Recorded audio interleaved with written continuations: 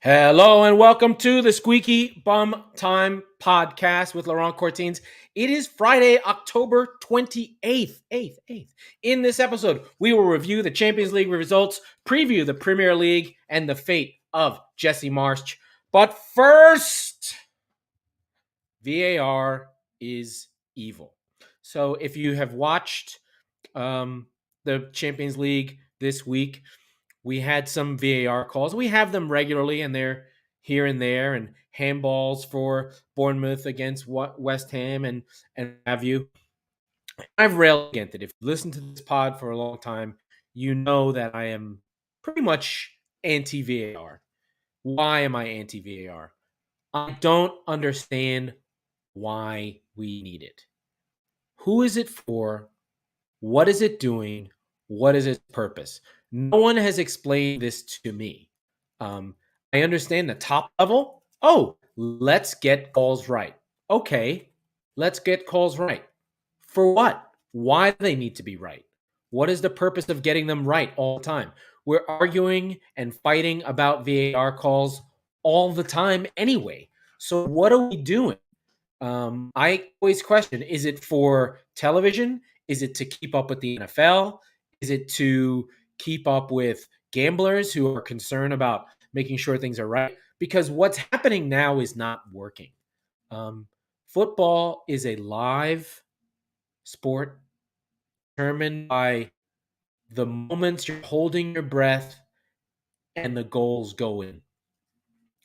And by having a stop and a break and a questioning of what your eyes saw, the ball going in the net, without an offside flag up, you are damaging the joy of the game. The game is about the breathlessness and the release.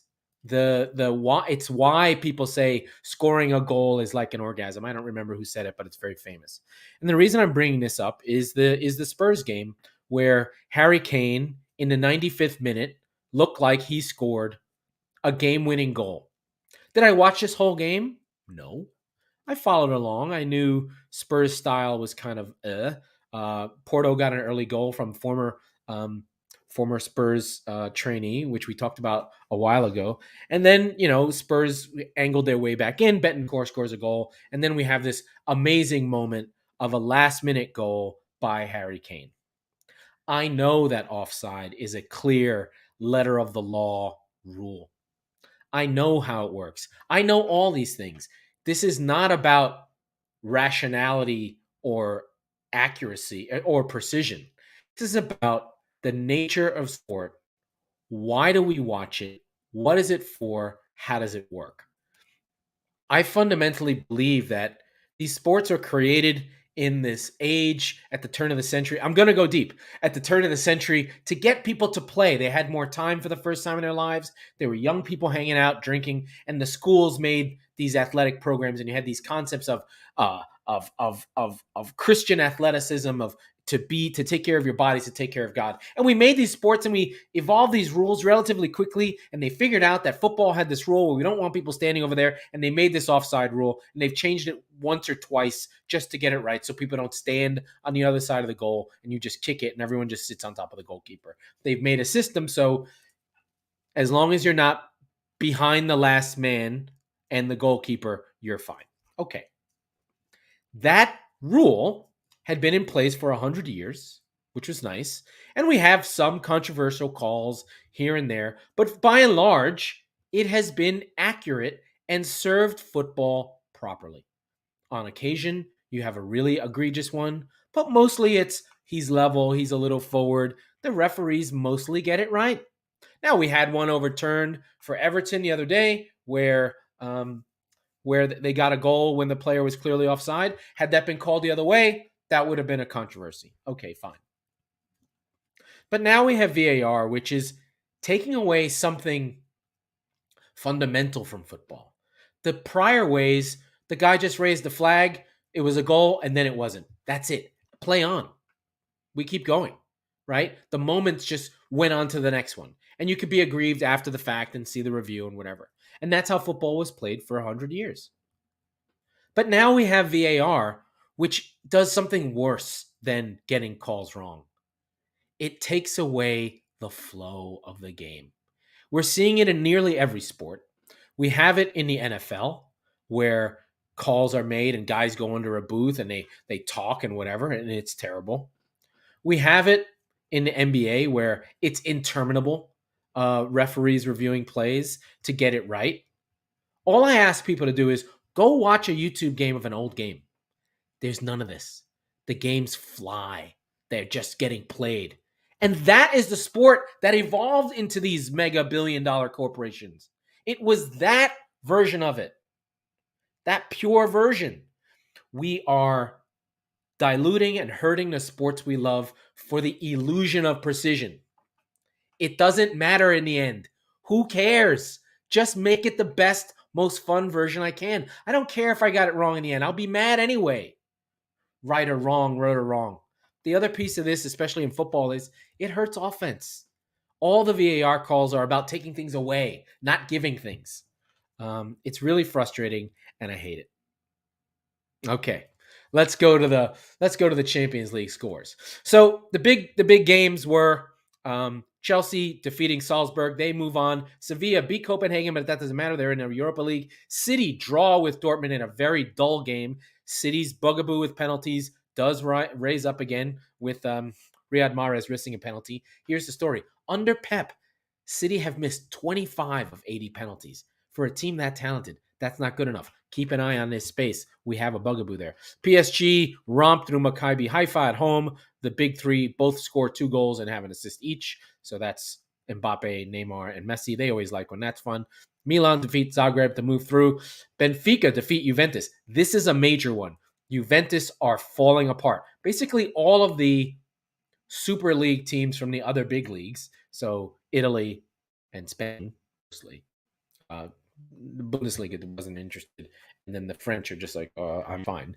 They are really falling on hard times. So Juventus, watch this space and whatever. Celtic get a nice draw against Shakhtar. Shakhtar's run ends. Leipzig defeat Real, but that's Real's first loss of the year, so that's a big deal. Then the other big game, Inter defeat Victoria Pleasant 4-0. That defeat kicks Barcelona out of the Champions League after leveraging their entire future to get to this point. They then lose in the group stages. It's going to cost them about $50 million, which they don't have.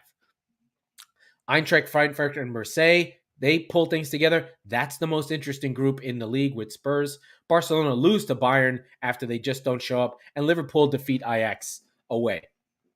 Another big mix here. Atletico draws with Leverkusen and miss a penalty in the last minute. So they're out. 3 of the 4 Spanish teams have dropped out of the Champions League. Spanish league in hard times. And then Tottenham's draw with Sporting and Napoli cruising again with 3 more goals against Rangers. What does this mean? There's really only a couple of spots left. Napoli and Liverpool are through from Group A. Bruges and Porto are through from Group B. Bayern and Inter are through from Group C. Group D is where it's all to play for in match week 6. Tottenham on 8, Sporting on 7, Eintracht Frankfurt on 7, and Marseille on 6. I'm pretty sure that Spurs play. Where is Spurs? Spurs? I got to find it. Spurs plays Marseille in a must-win game. Although I'm pretty sure if they draw, if they get to 9, they'll probably be okay. No, yeah, because Sporting and Eintracht Frankfurt can't both win. So a draw or a win puts Spurs through. A win puts them through first in the group. So this will be a tough game at Marseille. But Spurs have been sputtering, no pun intended. They have been losing lately. Conte's constant need to play defense is not really working for him. Chelsea and Milan are through, although Milan still has a little bit of work to do with Red Bull Salzburg. Real and Leipzig are through. Dortmund and City are through. PSG and Benfica are through. Big stories here. Juve and Barcelona being out. What does this mean? We have 2 of the so-called Super League clubs, Juve and Barcelona, both falling on hard times economically. It's clear that the pandemic and the weakness of those leagues, or in the case of Juve, has hurt them. Juve had been coming off 8 or 9 in a row, leagues they'd won, then they get Ronaldo, and they're in this old player stage, and they're trying to move their team forward from a defensive traditional Italian squad to two offensive types. They try Sarri, they try Pirlo, and they just can't seem to get out of their ethos. They go back to Allegri, who is one of the managers who helped them win 5 titles in a row, and it's a disaster. The team needs an overhaul. It doesn't seem to be anywhere near where its prior goals were, and Juve are in hard times. You're going to hear more Super League saber rattling from Juve, and we know that Florentino Perez from Real Madrid wants it, even though his team are still playing really well. And then we'll hear from Bayern, from Barcelona about where they are. Barcelona's finances are a mess. I don't think it's a big deal because I think ultimately Barcelona are such a large institution in Spain that the Catalan government, which is autonomous from Spain, they have it's like Scotland to their Castiliano or whatever. They will bail them out if they have to. So Barca are still a mess. They're mortgaging their future. This was not supposed to happen, and it did. So that's where we are at the Champions League. Match week 6 rolls in on Tuesday and Wednesday, and we're really just keeping an eye on Group D. Spurs looking for a draw or a win to go through. The rest of the English teams have gone through, which is nice. I believe in the other European competitions, United and Arsenal are doing fine. They're through their Europa League groups or Conference Europa Leagues, and West Ham are as well. So a lot of English teams moving on in these competitions. But next, we go on to the Premier League, the league we love, the league we follow, the league we can't get enough of, the most dramatic league in the world. We carry on, and we're going to go to Liverpool versus Leeds as the first game to have a look at. This is the end of the line for Jesse Marsch, the manager of Leeds, American coach, American players, Adams and Aronson both playing there. Marsch is taken into a different kind of mode here. He's saying how he's never lost this much in his career and he's sick of it. Liverpool come off a decent result at Ajax, but having lost at Nottingham Forest, they'll be back to try and push things along. But Liverpool at home are imperious. So I don't know what it would take for Marsch to survive this game. I think maybe a really good performance or a draw. I think the fans would be okay if Leeds put in a good performance and lost on the margins. They have a lot of injuries. Gerhardt, Rodrigo, Sinisterra, Cooper, Tyler Adams. So Leeds are a mess.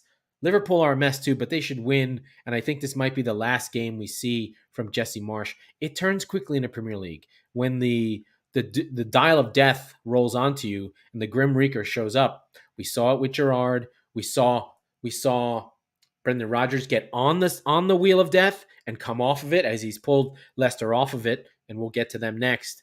But then, Marsch is on next. So we just are in that space. So yikes. We go on the next game on Saturday. Leicester versus Manchester City. The Braj is hung in there. He's like the meme from The Undertaker. He popped himself up and he's doing fine. They've won 3 of their last 5 this month. And it looks like, what we thought Leicester would be, they are. They're still a top scoring team. Woost. So their new defender has made a big difference for them. He's pulled them off the schneid. Now, they're only 2 points above the relegation zone, but I think at this point we can feel good about where they are. I'm trying to find the fella's name who I'm trying to get a hold of. It's not Vardy. It's what the hell's his name? I'm looking for it. Oh, Wout Faes has been their new defender. He's got a David Luiz quality to him because he's got the bouncy hair. But they're scoring goals. Madison's on 6. Tielemans has 2. Dewsbury Hall. Vardy's got 4 assists and 1. Patsandaka has 3. So the team can score. So I think that was the big thing, is that they were giving up this ridiculous amount of set pieces that would just go in. They play Manchester City. City coming off a lackluster performance. Maybe Haaland is injured. He probably will miss this game, to be fair. But City at with injuries is still better than most teams in the world. So we expect City to crunch. But Leicester versus Manchester City is a game that has historically been funky. We know that Leicester will go forward. We know that City, if you go at them, you can get goals. Now, they may score more than you, but if you go at them, they will. Last season's game was a 6-3, where City were up 3 at the break, but gave up 3 goals in the second half. So, and Pep hated that game. It was because we lost control. He does not like to lose control. So City are there for the taking. They're 2 points behind Arsenal and really finally pushing for that last spot. Then we go to Brighton versus Chelsea. This is Potter versus Potter. He's the regional banker who's pulled himself in at a small branch and is now at the national branch at Chelsea. They're unbeaten at Chelsea, and Brighton are winless since he left. Now, I think De Zerbi's been good. I've been watching Brighton. They haven't been playing bad. They've just been having the same kind of issues that they had when they had Brighton, when they were with Potter, and they played tough games. I think De Zerbi got City, Liverpool, Arsenal to play. So I'm not so worried about De Zerbi. It looks like Brighton are still playing the same stuff they have been playing, but they could challenge Chelsea. There's no reason why Brighton can't beat Chelsea. I doubt it, but we'll see how this goes. But this is exciting. This is like Potter and Brighton and my kind of guy and all the stuff that's going on. Lots of fun stuff going on. Again, Chelsea unbeaten. I think he's gotten the defense right. The next step for Chelsea is to start getting some goals and really not firing on all cylinders and getting their goals yet, but he's trying. He's putting Pulisic at win back with Raheem Sterling. He's trying everything he can. He's been much more flexible and getting the whole squad involved to move things along. So it's interesting to watch. I think this will be a fun game to watch, Brighton Chelsea. So I would recommend it because they're both really tactical. On to our friends at Arsenal. They are coming off a little bit of burnout, a little bit of weakness, a little bit of confidence lacking. So Arsenal came off the draw versus Southampton. Now they've lost against PSV in the Europa. So it's starting to not fatigue, not something, just it's difficult. It's difficult to maintain where Arsenal were, and they keep running the same group out. And maybe they're getting tired, and maybe the depth is coming through. I'm not sure. It's the mental side of it. So Jesus is starting to get back where he was, where he's frustrating. He'll have weeks where he scores 5 goals in 10 games, and now he's missing chances. And I think Arsenal fans are starting to see that as well. But Nottingham Forest under Steve Cooper seemed to have righted the ship as well. The Liverpool win was massive. He's starting to see something. I think I said, even though I changed 7 times, I think I said Cooper would get Nottingham Forest back in order because they're too good to be this bad, and he's too good a coach. But I knew it was going to take time. I kind of had a feeling that in the back half of the season, Nottingham Forest would be a tougher game to pull together. So we'll see. We go on to Bournemouth versus Tottenham, also on Saturday. Arsenal was on Sunday. This is a battle between VAR and justice. Started the show at VAR. Conte was sent off in that Champions League game where he got screwed up. And then Gary O'Brien just lost his mind against West Ham, where they were hard done, getting a penalty on a handball and having a goal taken away by handball in the same game, which was nuts. So Bournemouth and Tottenham both in the VAR death grip. And I think for Spurs, this is a big game. They've got to go down and beat Bournemouth. This can't be a performance. I think the key here is to show some fight, to show them being out for blood. I think Brian Hill could come in, and I think it's time for some new creativity, something different. Because whatever Spurs is doing isn't working. As much as I love Basuma, him coming into the midfield to bolster the team while Richarlison and Kulo have been out has not made the team more creative because he's not unleashed to sort of run forward and make those passes yet. So maybe Conte will change. I don't know. He's very stubborn, and they've got to show some attacking intent. Don't worry about the defense, Antonio. Go after Bournemouth. Go score some goals. You've got two of the best of all time.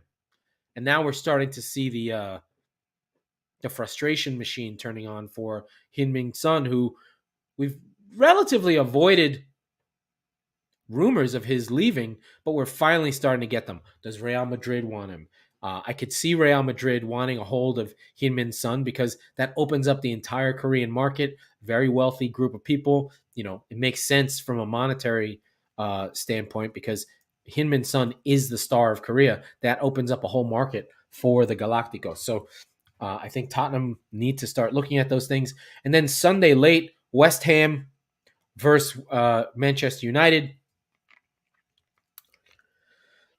This would have been originally the David Moyes derby. The only thing in this one was, we had Cristiano come back. We had the controversy. He sat one game. Ten Hag's brought him back on side. He scored a goal in the Europa League / Conference League. But the controversy now is Anthony, their new mercurial winger, did some showboating in a game where he spun around like a top and then kicked the ball out of bounds on an attempted pass. Not bad. But it sparked a whole controversy. It wasn't a big deal. I think you can showboat. I don't have a problem with showboating for players. I think show your skill. That's fine. But get ready to get kicked. Someone will kick you. So these are these for those that are uninitiated. These are these unwritten rules of football, the way we have them in baseball with bat flips and staring at a ball and or hockey where it gets chippy and you send out your fighters.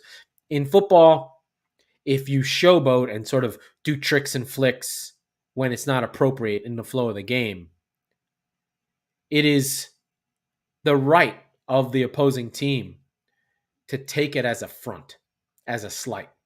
And what'll happen is the next time you come near someone, they will take a foul on purpose where they just kick you in the shins.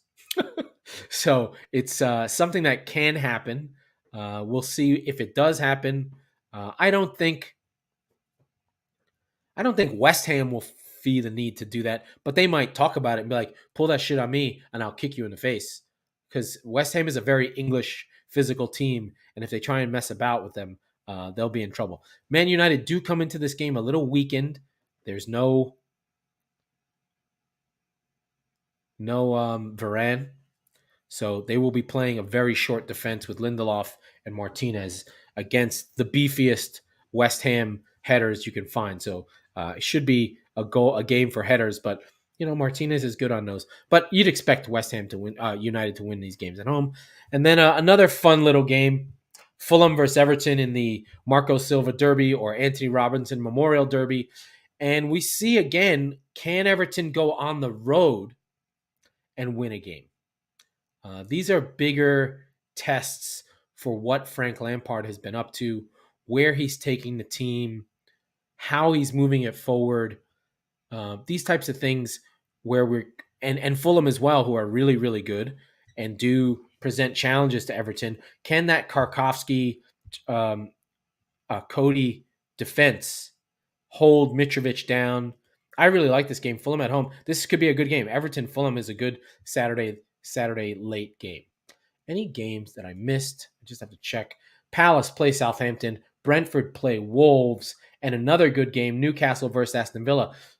I don't think Unai Emery is going to be manager for Newcastle versus Aston Villa, but this should be a good game also on Saturday to see where Aston Villa are. Remember, they scored 3 goals in 15 minutes. Newcastle's the best defense in the league. I think Aston Villa and Newcastle are two teams that saw themselves in the same space.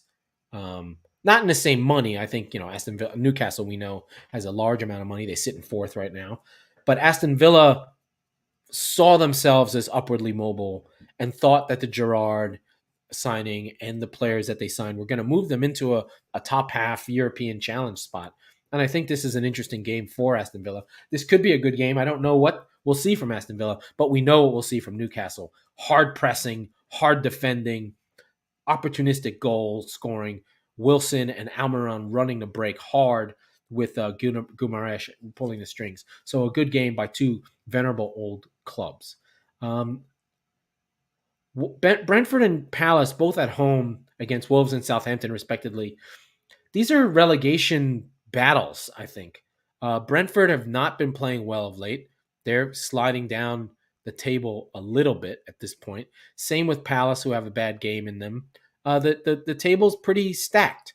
It's all relatively close together. This time in the season, 2 wins in a row takes you out of the bottom table, puts you at mid-table, and a loss will in an opportune time will move you down. But I'm looking forward to these games. Brentford v Wolves. You'd expect Brentford to win at home. They always do. And Wolves just cannot score goals. It is laughable at this point. They look locked on to go down along with Nottingham Forest and Leeds, but we'll see. Okay. Wowie wow. I blasted through this game pretty quickly. I think I'm going to go because I have a little bit of a cold. So that was the Squeaky Bum Time podcast with Laurent Cortines. We are the football wing of the Chop Sports Network. We record on Tuesdays and Fridays. So be sure to subscribe wherever you get your podcasts so you never miss an episode. Plus, we are on FanHub. We love Russ and the boys. So please keep in mind there, download FanHub on any of your favorite app stores. If you're listening on Apple, please rate and review the show. It makes a huge difference. And what should we do? Enjoy our football, as Kartik Krishnaiyer might say.